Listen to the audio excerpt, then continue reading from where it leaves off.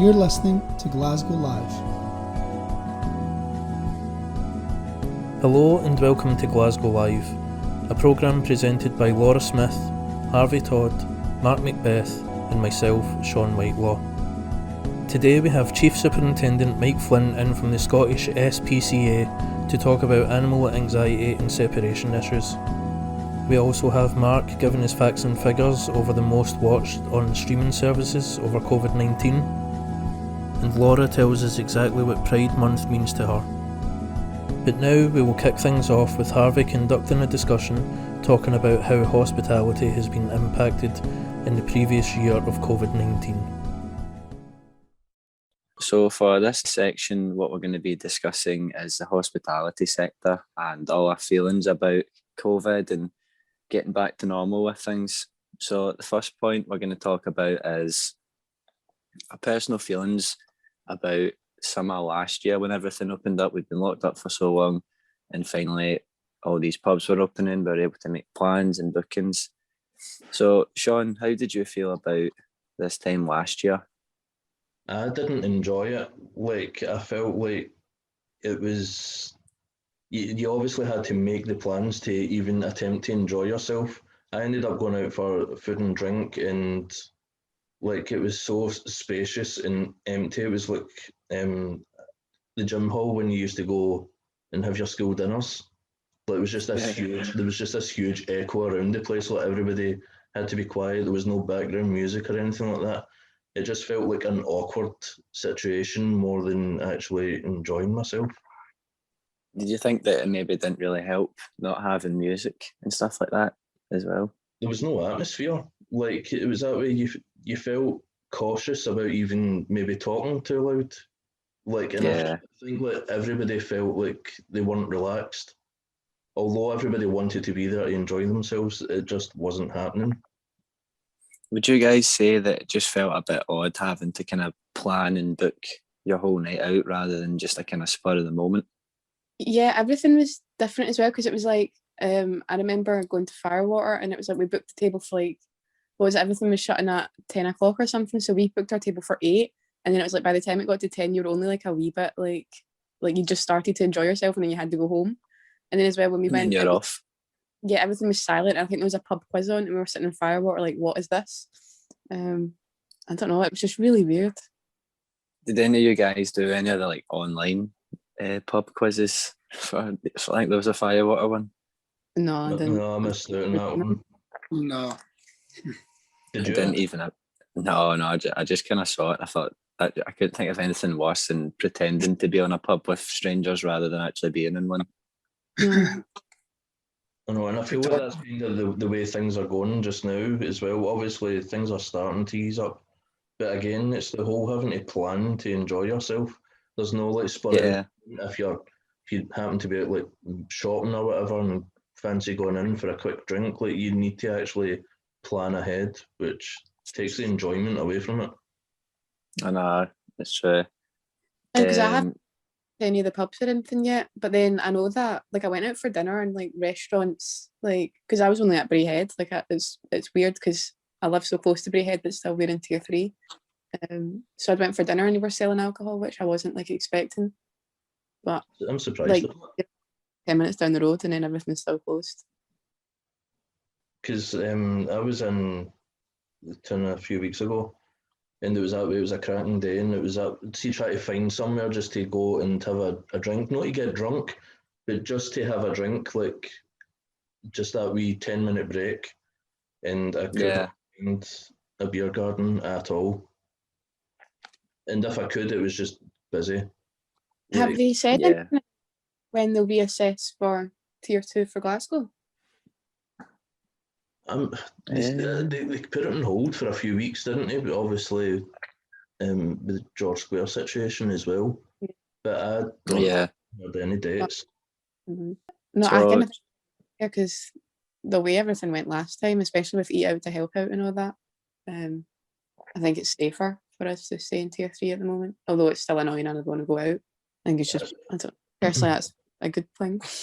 So that kind of leads us on to the next bit. How do you guys feel in comparison this time to how you felt a year ago? Do you feel a bit better about being out now since it's a wee bit different with music and stuff like that, or is it just kind of a same old, same old? The novelty's definitely worn off if there was any to begin with. It's kind of breaking into that overtime, because I don't think a lot of people can tolerate it for much longer, and I think it's becoming a bit of a drag on our lives at this moment. I think it's in a way because we're so comfortable right now. We don't really have to leave, don't really have to interact much, and that adjustment back to daily interactions with other people will be different. Yeah, I'm feeling personally that I'm like not wanting to go out. Like I've had friends and stuff like inviting me to do things now that we're allowed to like meet outside and stuff, and then I'm like, no, I'd rather like stay in. Although I've been in every day for like the last year.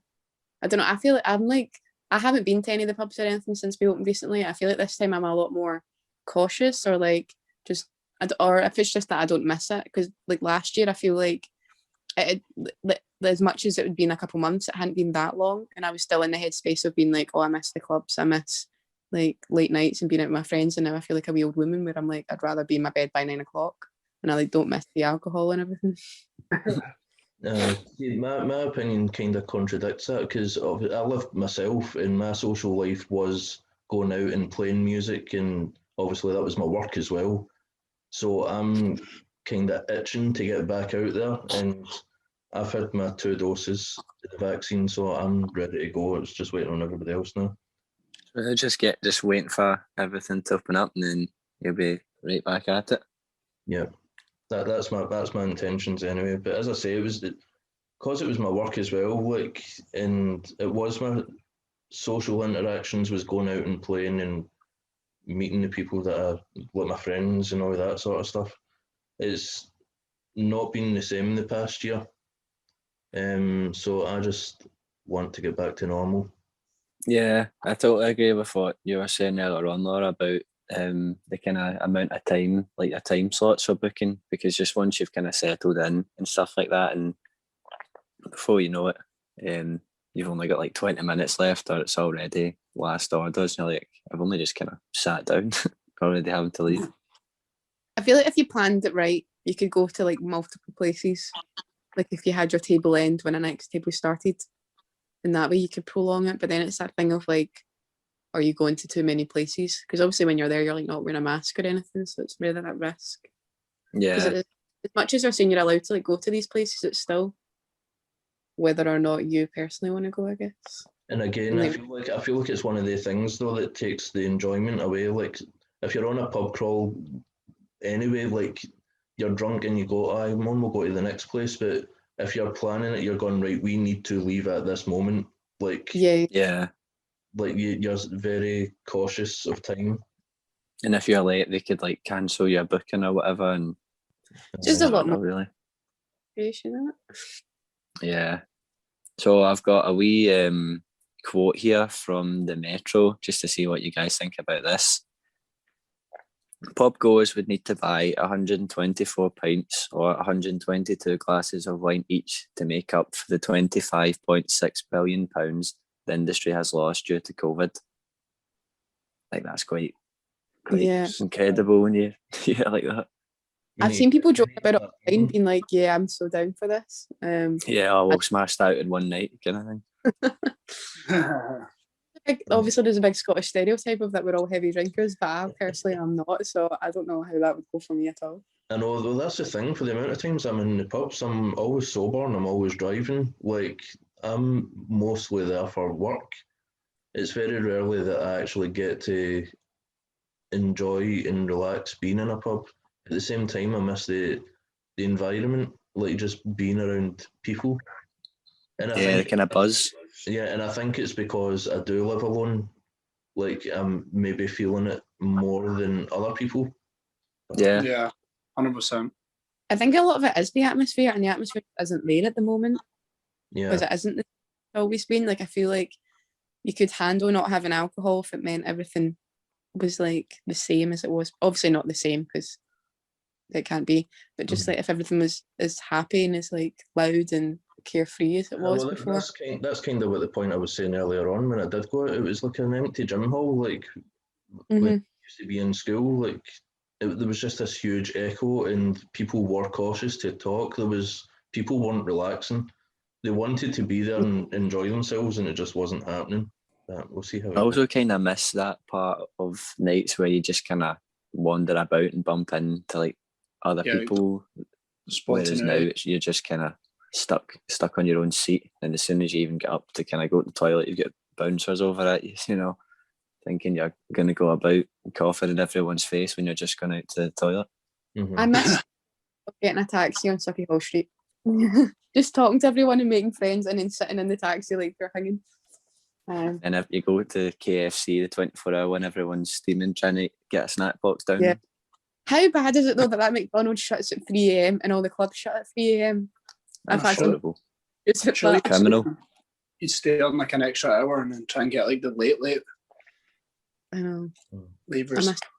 I used to always get a Blue Lagoon because they were open till Oh, they were open till 6 in the morning. When Taco Bell opened, that was a game changer. Oh, that was the game changer. We need a night out now. you've even got us planning out what we're going to do at the end of the night, never mind how we're actually going to get there. We're all hoping for that night out very soon. Coming up next, we have Chief Superintendent Mike Flynn from the Scottish SPCA. You're listening to Glasgow Live. We are now joined by Chief Superintendent Mike Flynn as he tells us how the Scottish SPCA have dealt with animal welfare during the pandemic and how they plan to assist pet owners as they deal with animal separation anxiety now restrictions are easing. How has the past year of COVID-19 impacted the SSPCA? It's been a really strange year. There's been an increase again in puppy farming, but a lot of that has stopped coming in from Southern and Northern Ireland initially, but starting to pick up again. And the problem with that, obviously, for us animal welfare, but people are getting conned into paying vast sums of money for unhealthy animals. And then when they try and get back in touch with the seller, it's been a burner phone, just a phone with a throwaway SIM card, so they can't get in touch with them. So they've got no recourse, and we end up with the animal kind of thing. So that, and then obviously when all the pandemic was at its worst, all the restrictions meant people couldn't go on a daily basis to our ARCs, so our rescue centres. So we had to develop a kind of online fostering service so that we could still rehome animals, because unlike a lot of the other charities, because we enforced the legislation, we've still got to take animals in. And if we didn't manage to get animals out, we would have no space. So it's been a trying year. Have you seen a significant rise in animals coming into your care or your services? Not as much as we originally feared, but then people were at home. We're expecting a bit of an upturn any time now that people are kind of returning to normality. So you've got a lot of pups that were bought in April or May last year. They've been at home for a year now, and they've never known a time that they're left in the house, because there's always been somebody there. So that's when these people will start experiencing some problems with destructive behaviour, separation anxiety, all that kind of stuff. So we're just asking the public to bear with the animals, and it's not something the animals cause. So work with professionals, the veterinary professions, dog behaviourists, to try and modify any behaviour that may change when people start going back to their normal duties. How do you expect the impact of what separation anxiety can have on the animal and the person? Well, on the person, it can be very upsetting, especially if the first time you come back and your carpet's been ripped up or your sofa's been ripped to bits. So that can be upsetting. But from the animal's point of view, the worst thing that can really happen is settled in its house is for that person to go, right, I can't cope with it, I'll abandon it, I'll hand in a shelter, or I'll sell it on. And we've seen that happening in the latter part of last year and earlier this year.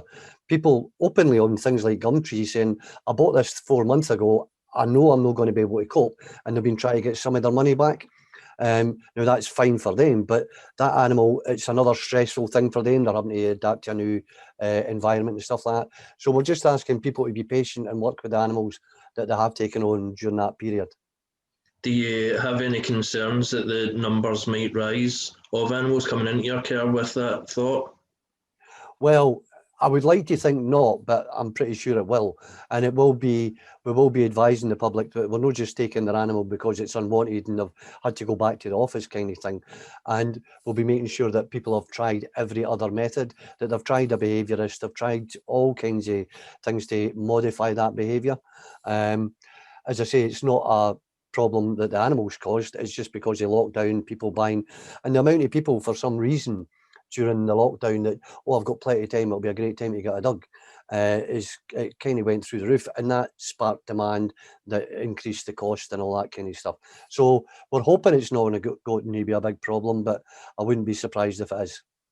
And lastly, do you have any advice for people who are concerned about leaving their pets at home after spending so long with them during lockdown?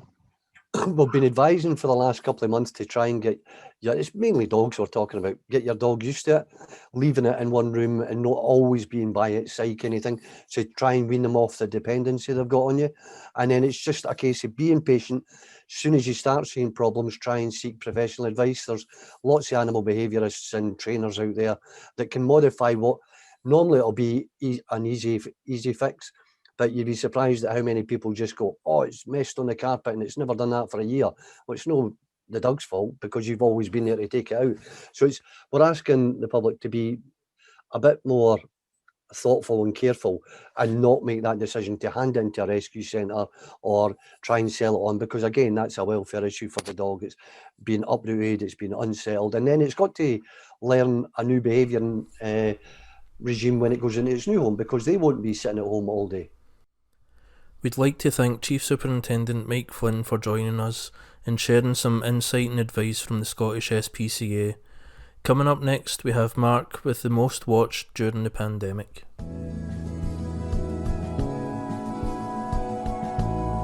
You're listening to Glasgow Live.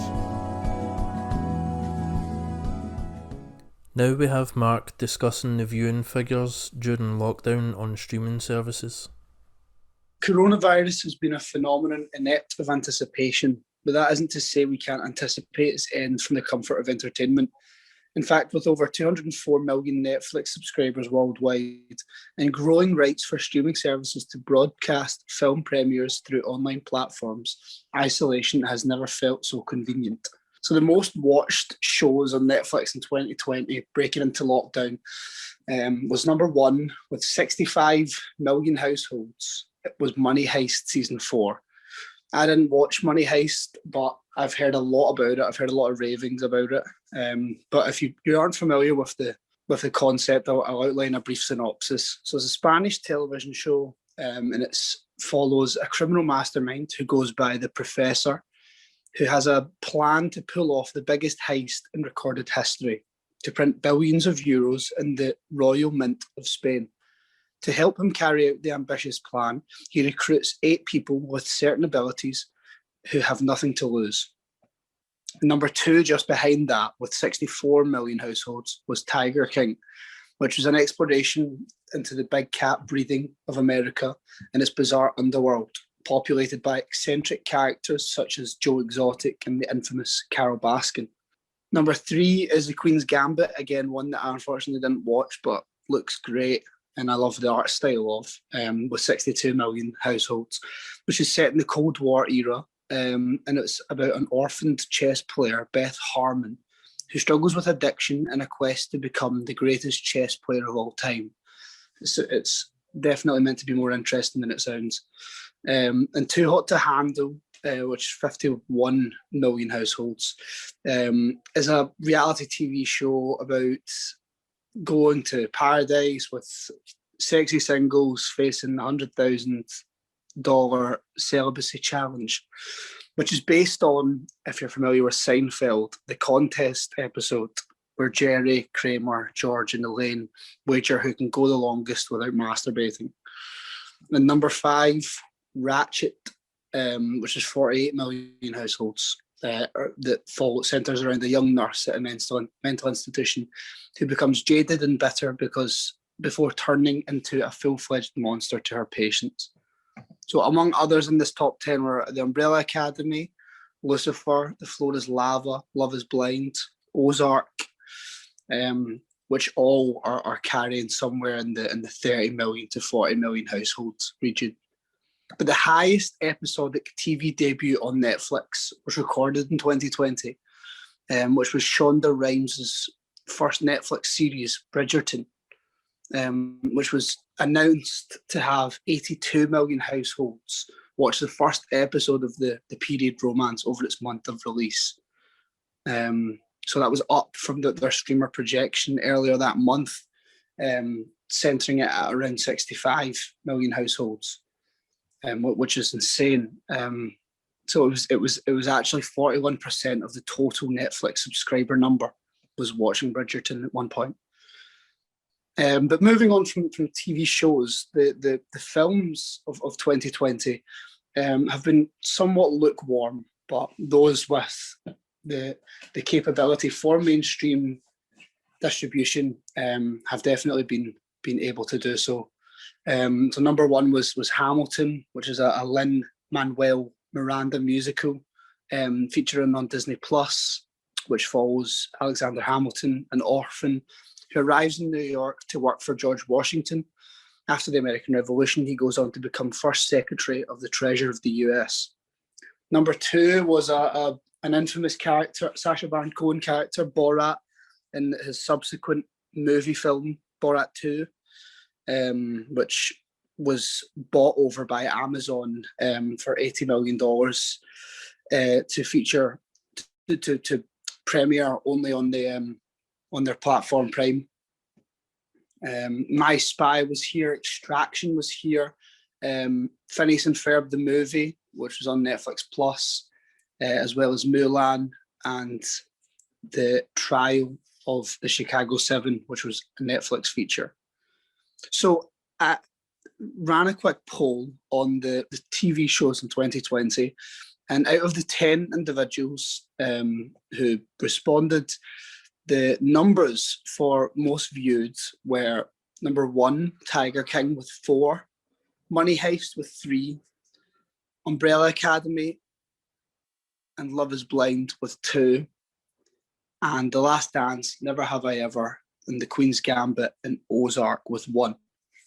I have only watched out of them Tiger King, Umbrella Academy, The Last Dance and Ozark. What about you guys? What ones have you watched? What ones have you not watched?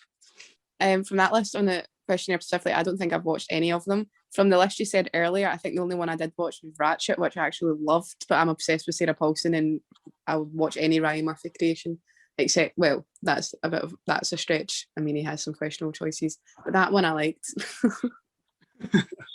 The only thing I had watched, and that was your one answer, was The Last Dance. That was the only thing I had watched, and I usually tend to watch things that I might already have some background knowledge on or some form of interest. I find it really difficult to get into new programs or like commit to a long series. The Last Dance was great. I think that was one of the best things I watched on Netflix last year. No, I was just going to agree with Sean, saying I find it hard to like. I feel like I need to dedicate time to a show. Like I watch a lot of like serial killer documentaries, but they're just what kind of have on like in the background and stuff. Like that's how I usually watch stuff. Whereas like other things, like I know at the beginning of lockdown, I started watching X-Files, and that's got like 12 seasons. And then I sat, I think, for every day for like a month watching it, and I was obsessed with it that way. But then to move on and watch another show, I found it really hard because I was like so obsessed with that, and I feel like I'm the same all the time. So I don't really watch a lot of like I never watched Tiger King or anything just because I was watching something else at the time.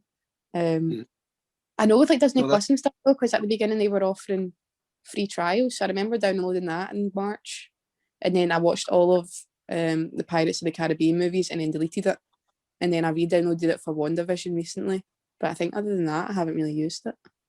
I think that remember all the hype with the Mandalorian as well. Yeah. Disney Plus. I think it might be the best streaming service. Oh, I mean, it's my favourite because you can get all Family Guy, all Simpsons, all Marvel, all Disney, all National Geographic. Like they have a wide variety of options. I really like it, but at the same time, I feel like I've had Netflix longer and same as Amazon Prime, and I'm used to them and I like them. But then they did take a lot of stuff off the Disney, but then just I've already got 2 streaming services to then pay for a third is like a lot. I know that I fortunately don't pay for my Disney Plus, so I'm happy just to use it for the foreseeable. I can't get used to Amazon Prime either. I don't tend to find anything worth watching on it. See, the actual website of Amazon Prime, I think, is a mess. Like, it's so hard to find stuff. And then, like, if you search for movies, it gives you, like, it doesn't have the same, like, category system as, like, Netflix does, where you can, like, look for genres and then, like, if they're free or not. But I think Netflix do it too, but they have, like, the watch party thing. I've used that a lot on lockdown because it lets you watch a movie while, like, having a chat open with your friends and stuff, so you can all, like, kind of watch it together. I'm probably to the contrary of that. I really like Amazon Prime. That's probably my second behind Disney Plus. Not a big fan of Netflix as a whole, but I do use it. But Amazon Prime I like because it gives you the option. So even if it doesn't have the rights to have certain films on their platform for free, they give you the option to rent it or buy it, which I like because they'll rent you out for their highest resolution that it can offer, or the highest resolution that's compatible with the hardware that you have, which really helps. Like, I mean, the last few days I've been rewatching all of Paul Thomas Anderson films. So it was like £2 for There Will Be Blood last night, and the night before Boogie Nights was like £1.99. Yeah, like, you know. So I don't mind being broke. I hate that they still give you ads on Amazon though, because it's like I'm paying for the service and I'm still getting ads like before my shows. But oh well, capitalism. Isn't it? It works, but it also doesn't. Yeah, like I've seen everything. Like a lot of the comedy stuff as well. I like stand up, and I feel like I've watched all the stand ups. Obviously, they're a bit more difficult to film with lockdown because they don't have like theatres and everything at the moment. But I don't know. There's a lot of stuff. I feel like all the movies are the same now as well. They do like crime documentaries are good because you have like the Cecil Hotel and like they brought a new one about the Son of Sam and all that. But once you've watched them, you like that's it. You know what happened. That's Netflix kind of redeeming quality for me is their documentaries. But even that, sometimes they might be too kind of biased towards the narrative they're portraying, or even if it's something to do with fiction, it might be very high concept, but they almost kind of bank on the concept, creating an impression rather than actually making good content. So like sometimes you'll watch something and it'll be like completely devoid of any character development, of any kind of, you know, sentimentality or sincerity, and it's just all kind of high concept. Like Tall Girl, for example, I didn't even watch all of it, but something like that is just like they went with a concept and ran with it. I didn't watch that, but I followed the memes. Oh yeah, me too. I think that's why I attempted it one night. But you know, even the kind of novelty of looking at it ironically wears thin. Okay, well that was it for this section. But I'm glad to hear you all keeping busy with watching stuff and not worrying about the world too much. You're listening to Glasgow Live. With June being Pride Month, Laura tells us exactly what Pride means to her. To me, June is Pride, like, and just being about gay and celebrating gay. And luckily, Glasgow is home to Scotland's largest gay pride. It's been held for the last few years, but there was scheduling issues. Obviously coronavirus this year, but scheduling issues a year before. I think Transmit was booked the same weekend, so unfortunately it couldn't go ahead. But I'm hoping when things open up, it will start getting good. But basically, Pride has a long history spanning hundreds of years. I don't really want to go into too much detail just because there is so much and it's so vast that I feel like I wouldn't be able to go in enough detail that would be worth it. But yeah, I feel like the most notable turning point, or the thing that people associate most, is in 1969, the Stonewall riots. This came about in New York City when police were raiding gay bars violently and really harming people, and then the gays just fought back. there is a movie about it, but I don't recommend watching it if that's how you want to learn stuff. Like, I'd go look for other resources, because that's just, it whitewashed it, and it's cisgendered, and that's so not what happened. The real story was about Marsha P. Johnson, like a transgender black woman, as well as like other activists like Sylvia Rivera, who's like a Latino trans woman. So I definitely look elsewhere rather than the movie. Just kind of avoid that if you can. But yeah, like, we need to celebrate Pride, and because we don't have our gay bars like we normally do, we need to like figure out new ways to do this. Our community's kind of suffering at the moment. We don't really have the spaces that we used to, obviously due to like lockdown and like everywhere shutting. I feel like for the most part, Delmonico's and Polo are like the go-to places in Glasgow. Delmonico's is more like a bar karaoke thing. They do a lot of drag shows, whereas Polo's like a nightclub, and it's so good because everyone's gay and everyone's natural in their authentic selves, and it just feels so like homely and comfortable. And if I feel like you personally are in a situation where you can't express yourself and can't be gay comfortably, going to these places just feels so good. And obviously straight people are welcome, but for the most part it's very gay. And I'm using gay as an umbrella term here for the LGBTQ plus community. Obviously this covers trans and ace and non-binary and all the other letters, but I don't want to speak on behalf of them because that's not my personal experience, and I'm not trying to erase them. I guess queer would be a better umbrella term, but I know that some of the communities still have issues with accepting the term due to like the history of the slur and everything. So I'm just going to stick to gay for now, as that's what I'm personally comfortable with. But yeah, I tend to show my pride in my appearance and my likes and dislikes with being gay, and a lot of people tend to struggle with accepting it as part of who they are. There's a lot of issues with internalised homophobia and projecting and not wanting to be seen as gay, or actively disliking parts of their gayness due to not wanting to be stereotyped, or being scared of people noticing that they're gay. Personally, I know that's something I had to deal with, and a lot of my friends have, just accepting who they are, but it's not because they're insecure about being gay, but they're aware of the current society and the threat that faces them of being proud to be gay and being open about it. It takes a lot of self-exploration to find out who you really are, and unfortunately I find that this causes a lot of issues, specifically with the younger generation, or at least that's what I found personally difficult as a teenager. I came out when I was 15, which is pretty young, I think, in terms of realising this, because for some people they can be well into their 40s, 50s and 60s and have families and whole lives built about being straight, and then one day they're just like, nah, that's it, innit? But yeah, for me, as a teenager, there weren't a lot of other gays around me, like mainly from people not figuring it out yet or just not feeling comfortable to come out. And I think this has a lot to do with like the immaturity of our peers, like in high school especially. Like I know I found a lot of issue with people casually saying like fag and saying that something's gay. And I know that's just like a way of speaking in Glasgow, like it's just common phrases that get thrown about, and people don't generally mean gay when they say something is gay, they just mean it's like bad. And they're not deliberately saying it to cause offence to the gays, it's just a saying. But at the same time, it does affect, like, for me, it affected us just to know, just knowing that was seen as an insult. And it really took me a while to, like, accept, like, the fruity side to me and, like, what comes along with it. And gays have always had the eccentric stereotype alongside them, and for me, this was something I tried to avoid. I didn't want people to see me in the street and be like a gay, but now I kind of love that. Like, there's something so satisfying about it. And I don't think I'm the epitome of gay. Like, I still think I look kind of straight, or like straight passing, like whatever that means. But I think other gays can spot me, and that's all that really matters, to be honest.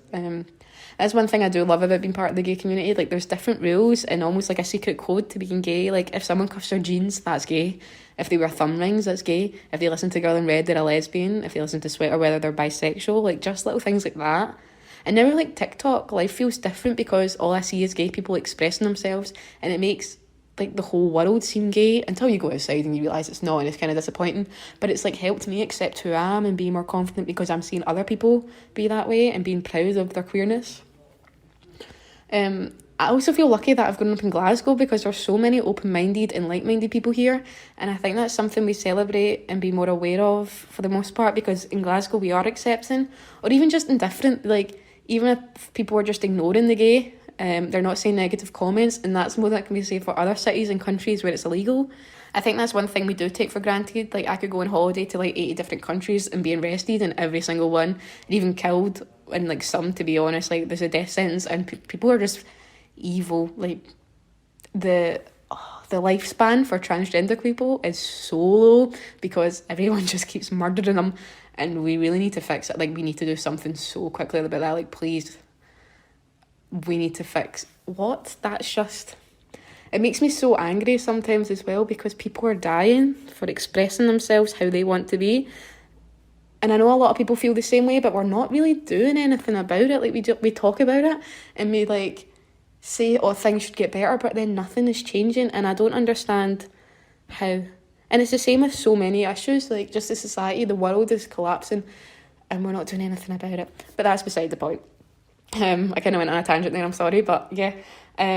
I think one thing we take for granted is the legality and that we are allowed to be gay in this country, which is the way it should be, and that's why we should be celebrating Pride, because we can, and like because others can't. We should be like celebrating for them and giving them hope and being like, one day, hopefully you'll be able to like be happy, I guess, and be free and be who you want to be. And I know not everyone listening to this will be gay, so if you're not, like if you're not part of the LGBTQ plus community, then that doesn't mean have to stop you in any way. Like educate yourselves and donate to charities and look into more stuff and help people. I think the more allies, the better. Like nobody's ever going to say don't help the gays. Like that just seems stupid. But yeah, I think we just, in June, everyone just needs to be happy and accepting of it. And as much as we don't have the same communities that we could, like the same go-to locations and buildings where we can all be together, I think social media will definitely help. I think we should all really just praise each other this whole month, because God knows we need it. A passionate and empowering message from Laura there, bringing us to the end of our show. On behalf of Laura, Harvey, Mark and myself, thank you very much for listening. You're listening to Glasgow Live.